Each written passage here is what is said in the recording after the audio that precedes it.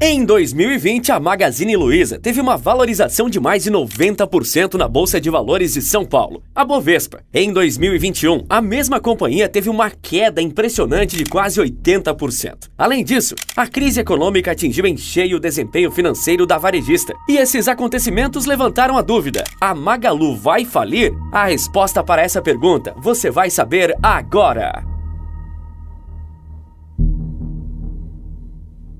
Vá o mais rápido possível numa nossa loja, por favor. E eu tenho certeza que você vai ficar. Nós acreditamos em você. Essa mulher do vídeo que você acabou de ver é Luísa Helena Trajano, presidente do Conselho de Administração da Magazine Luiza, a dona da Magalu, uma das maiores redes varejistas do Brasil. Mas ela precisou gravar um vídeo pedindo para que os clientes fossem à loja realizarem compras. Quem vê esse vídeo pode até pensar que a loja em questão não é a Magazine Luiza, a mesma empresa que experimentou, no final da década passada, um crescimento assombroso, chegando a ser uma empresa modelo para as outras empresas nacionais, principalmente do varejo. Muitos chegaram a falar que a Magalu seria a Amazon brasileira, mas esses erraram feio. Agora, não foram só eles que erraram sobre o futuro da Magazine Luiza. Aliás, foram muitos os que se enganaram. Antes de chegar na baixa em que está, a Magalu já foi a queridinha do mercado de ações. A companhia registrou entre 2015 e 2020 um desempenho espetacular na Bovespa, já que obteve um crescimento superior a incríveis 90.000%.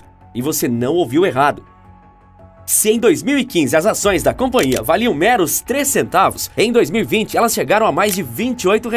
Hoje, contudo, as ações da empresa estão sendo cotadas na casa dos R$ 2. Uma forte crise acometeu a varejista ao mesmo tempo em que o mundo todo sofre com um cenário de recessão e inflação. Ao mesmo tempo, a temida estagflação. Mas como a Magalu obteve uma queda tão forte em tão curto período de tempo? Afinal, foram menos de 2 anos. E pior, esse é um movimento que pode atingir todo o setor varejista brasileiro?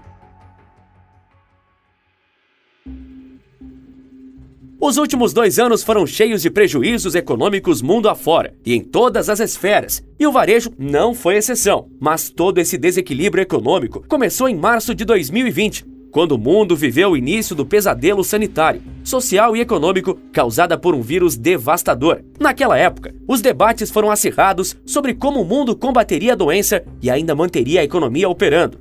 Existiam aqueles que defendiam o fechamento total das atividades econômicas em prol do controle do vírus, e aqueles que consideravam essa medida insensata, pois causaria uma ruptura irreversível no funcionamento da economia. Luísa Trajano, presidente do Conselho de Administração da Magazine Luiza, fez questão de se posicionar à época sobre o tema, por mais delicado que ele fosse, ainda mais para sua empresa, que é totalmente dependente da venda de produtos produzidos fora do Brasil, na sua maioria, e sendo um negócio que depende de taxas de juros baixas, para estimular o cliente a comprar, mas sem inflação para a companhia poder lucrar. Para a empresária, era importante que ocorresse um fechamento imediato das lojas, para que a Magazine desse um exemplo quanto ao que ficou conhecido como "fique em casa, a economia a gente vê depois". Isso realmente aconteceu. Tanto que a varejista chegou a anunciar que seria a primeira a fechar as lojas e a última a reabrir. Na época, Luísa Trajano, que contava com uma fortuna de R$ 24 bilhões, defendeu que o comércio não poderia reabrir, pois as pessoas estavam com muito medo e não sairiam de casa para comprar. Para a Magalu, fechar as lojas físicas certamente tinha um impacto, mas a varejista tinha um trunfo que muitas concorrentes ainda não possuíam naqueles dias: a força de sua plataforma digital estabelecida. A crise sanitária de 2020 acelerou a digitalização em todo o mundo, em vários setores da sociedade. E isso é ainda mais verdade quando se trata do setor de vendas. Em 2020, metade das vendas da Magazine Luiza vinham da plataforma digital, o que pode ter atenuado um pouco os efeitos do "fique em casa", já que a economia estava bastante aquecida naquele ano, com um aporte de quase R$ 60 bilhões na economia, somente com auxílio à população mais pobre. Houve também facilidade na concessão de créditos, subsídios de salário para manter empregos e diminuição expressiva da taxa de juros. Mas veja bem, eu disse que atenuou um pouco, pois os efeitos devastadores daquela crise vão muito além de vendas digitais. As pessoas ficaram em casa, os comércios fecharam, as fábricas reduziram ao máximo sua produção. O comércio e o setor de serviços engatinhavam, o transporte passou a operar em níveis muito baixos e o desemprego assolou o Brasil e o mundo. O que aconteceu foi que, a princípio, mesmo diante de todos os fatores que contribuíram para o desequilíbrio funcional da economia, já que toda a cadeia de produção e distribuição de bens e serviços foi fortemente prejudicada, as vendas se mantiveram em um patamar aceitável. Sabe por quê? Com a abundância de dinheiro artificialmente injetado pelo governo na economia, as compras digitais tiveram um crescimento bastante robusto. Mas vamos lá, se o consumo está em alta, como uma produção parada consegue dar conta do nível de entrega? A resposta é simples: não dá. Era impossível que, em um mundo globalizado, a produção de bens e serviços que passa por diferentes países, cada um com uma política de isolamento social diferente, continuasse no mesmo patamar anterior. Ou mais impossível ainda, a produção aumentasse para atender a demanda daquelas pessoas atendidas pelas políticas de distribuição de renda que ocorreram no mundo todo. E foi dessa forma que a economia entrou em colapso. O empresário que não esperava por isso não pode alegar surpresa, mas sim desatenção. Todos os sinais estavam lá. A alta demanda e a baixa oferta entraram em choque. E daí surgiu a inflação que castiga o mundo há mais de um ano. Inflação alta, juros altos e desemprego formam uma mistura ideal para a desaceleração econômica.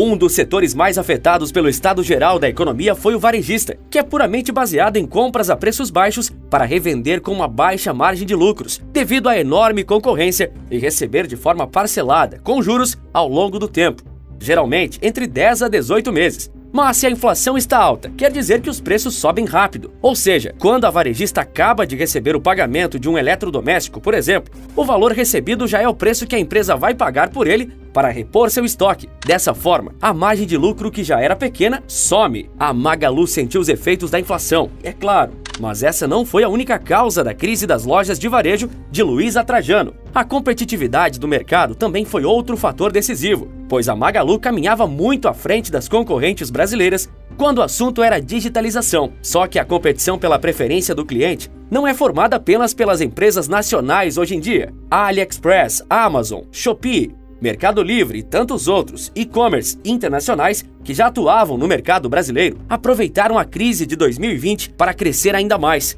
por já possuírem uma estrutura digital muito mais robusta que a Magalu e qualquer outra varejista nacional, já que foram criadas para funcionar somente no mundo digital, sem operação em lojas físicas. A chinesa AliExpress tem uma inserção maior no mercado de eletrônicos e acessórios importados, a um custo muito menor do que os produzidos e vendidos aqui no Brasil, como pela própria Magalu. A Amazon pratica aqui a mesma estratégia que pratica lá fora: preços agressivamente baixos para sufocar a concorrência, e o serviço de assinatura Prime, que por R$ 14,90, além de várias outras vantagens, te dá o frete grátis para qualquer lugar do Brasil.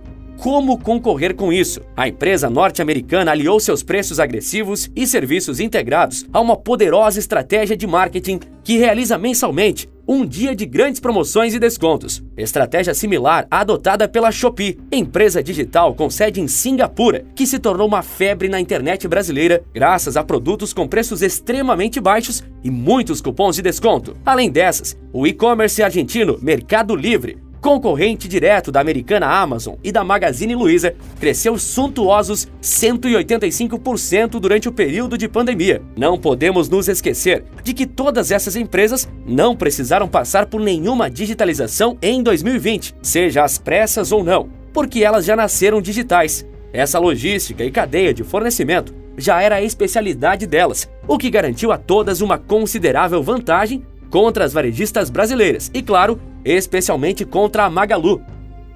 Mas por que especialmente? O que eu vou te contar chega a ser uma ironia. Exatamente por a Magazine Luiza estar à frente das demais varejistas no que tange a comércio digital, a empresa é considerada e-commerce, não varejo. E as empresas de e-commerce têm que apresentar bons resultados em métricas que o varejo tradicional não tem. Um deles é o GMV. O GMV serve para aferir o volume total de vendas de um e-commerce. É a receita, simplesmente. O GMV da Magazine Luiza, ao contrário de suas ações na Bolsa de Valores, obteve um crescimento em 2021 de 22%. Ora, se houve crescimento, por que as ações derreteram? Porque em 2020, este mesmo GMV teve um crescimento de 148%. Uma diferença e tanto, não? A percepção é claramente de queda, desaceleração.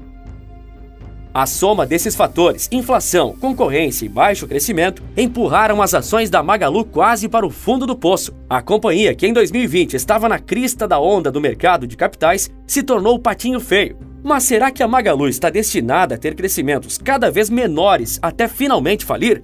E se isso acontecer, quem pode garantir que as outras varejistas não vão seguir o mesmo caminho?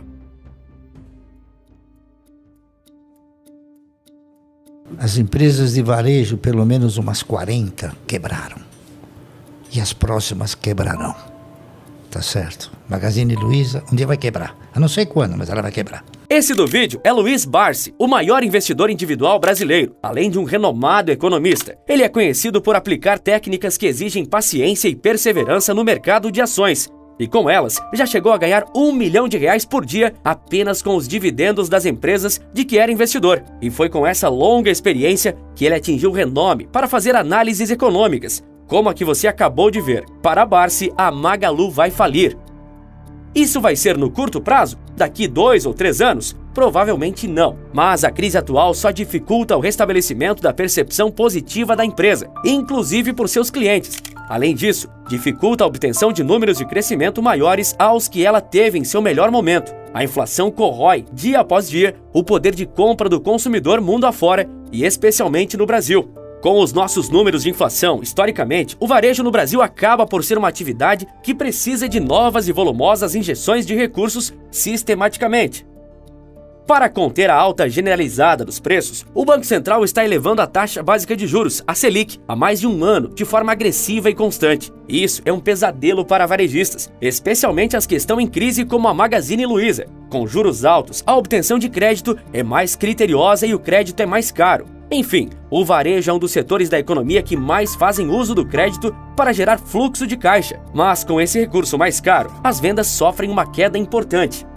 Dessa forma, surge a pergunta: o fim da Magalu pode representar o fim das outras varejistas?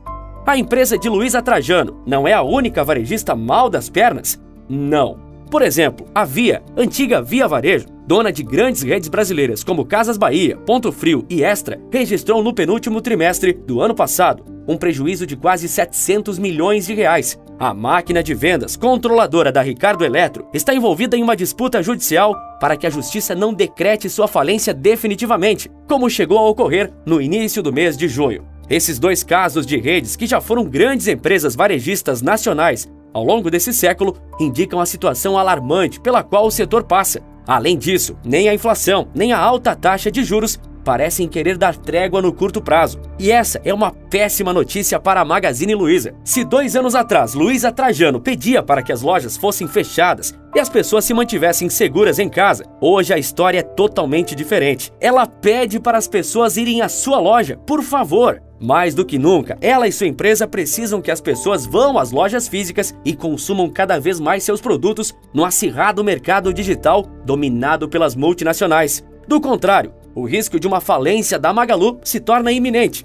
E com a possível falência de uma das maiores varejistas do Brasil, todas as outras empresas do setor devem entrar em alerta máximo, cientes de que, como todas as anteriores que já tivemos no Brasil, elas poderão ser as próximas a sumir do mapa. E mesmo em meio a essa crise global, eu criei um negócio estruturado, seguro e lucrativo. E eu acabei de liberar uma aula gratuita mostrando como qualquer pessoa pode fazer o mesmo sem precisar largar o emprego ou faculdade. Basta clicar no link da descrição e assistir ao aulão gratuito. E falando em varejo, você sabia que a Shein está destruindo o varejo de moda brasileiro? Não sabia? Então clique no vídeo que está aparecendo agora na sua tela e eu te explico o porquê. Por esse vídeo é isso, um forte abraço e bons negócios!